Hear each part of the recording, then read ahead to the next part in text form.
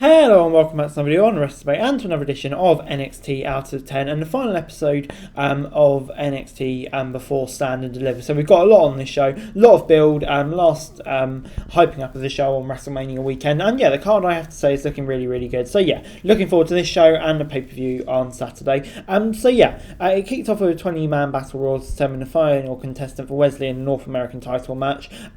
We got some quick eliminations right at the back, including Quincy Elliott and Dante Chen. Damon Kemp was eliminated before Nathan Fraser, before Inoki, Blade and Odyssey eliminated Dijak. Odyssey was eliminated soon after, while Apollo Crews and Scripps took out Blade and Inoki. Jinder then eliminated Scripps and Crews took out Javier Bernal before Charlie Dempsey eliminated Gulak and Hank Walker. Davikato then took out Crews, while Fraser, Dempsey and Axiom eliminated Davikato. Dempsey and Axiom and Fraser were the last ones in the match, and Axiom took out Dempsey soon after. Fraser got a seat back before Axiom eliminated him off the counter to pick up the win. And yeah, pleased for Axiom, he definitely deserves this shot. So yeah, really pleased about that. Good result, and yeah, just a fun battle royal to kick off the show. And after the match, all five members in the ladder match kind of had a stare down as the segment moves on. But yeah, like I say, good little stare down at the end, and yeah, good match, great winner as well. So 7 out of 10.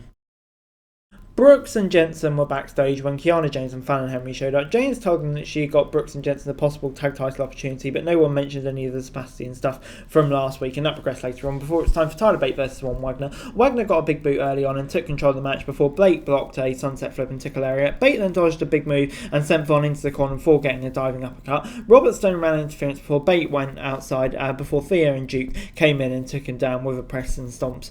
Back in the ring, Tyler got a dropkick when Corkscrew sent on Atomico for the win. And yeah, that's 7 out of 10 from me. 2 quite established names here, and yeah, of course creating a decent match. Tyler Bate getting the win. Intrigued to see what they do with Bate afterwards, but yeah, for this alone it was good. After match, we saw Chase U's students getting kidnapped by the Schisms, and heels wanted to take over their classes.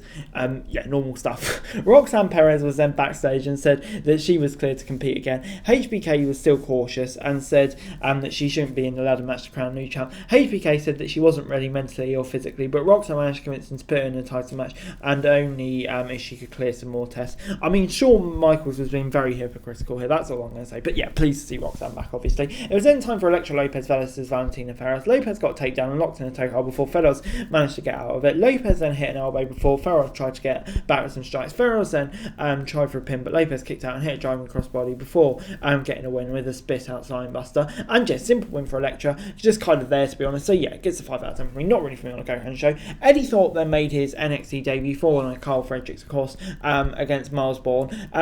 He was in next, and both contestants got some early reversals before Miles got an arm drag. They came back with springboard moves before Bourne got a big uppercut and a suplex. Eddie then hit a big boot in the corner before getting a hip toss and elbow drop. After an impressive sequence of moves, Thorpe hit a snap rolling neck breaker for the win. And yeah, it gets a 6 out of 10 from me on the whole. Solid enough match, I have to say. Just really a match to introduce Eddie Thorpe to the NXT audience. And yeah, in terms of doing that, I would say it did it quite well.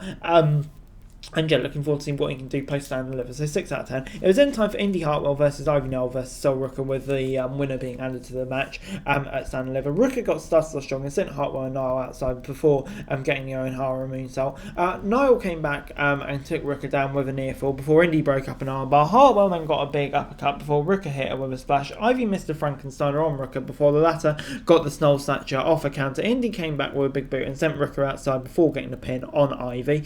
And yeah, after the match, the other contestants came out to stare her down. Roxanne Perez was there with her titles. NXT continued, and yeah, just the usual classic NXT stare down after a contestant's been revealed. But yeah, it wasn't a bad match, and yeah, I wasn't really fussed. I think all 3 of them would have been decent enough contenders to be added into the match. And yeah, pleased for Indy, and yeah, not a bad match. I'll give it 6 out of 10.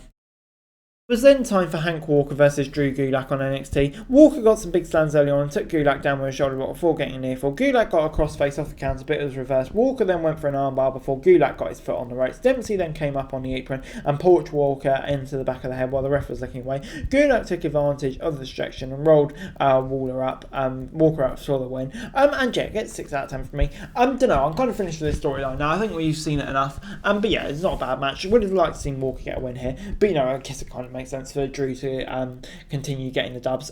So yeah, on the whole, I'm going to give it a 6 out of 10, let's say. Before it was time for our next match, which was Brooks and Jensen and Joshua Briggs versus Tony D and Stacks. Jensen and Stacks kicked off the match and tags were made before Tony took control of the match. Stacks came back in after Tony got some big moves, and we saw James and Henley arguing backstage. Henley told James after the match she would come clean about everything, but James was worried about and run her after her to make her reconsider. The match continued as James and Fallon walked to ringside. Brooks and Tony were sludging out. Tony D sent Josh outside before taking Jensen down with his finisher and getting the win. And yeah, Henley got on the mic and wanted James to confess what was happening. Instead, Kiana kissed Jensen, and Brooks and Henley were very confused as NXT moved on.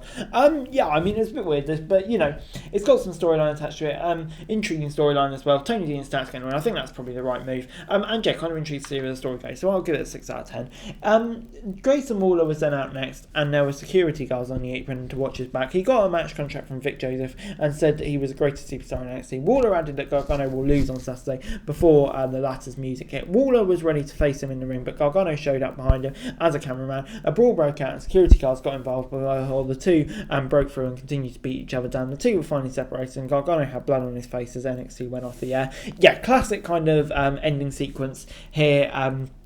To a show with a mass brawl involving everyone. But, you know, I have to say I did quite enjoy it. It was really good stuff.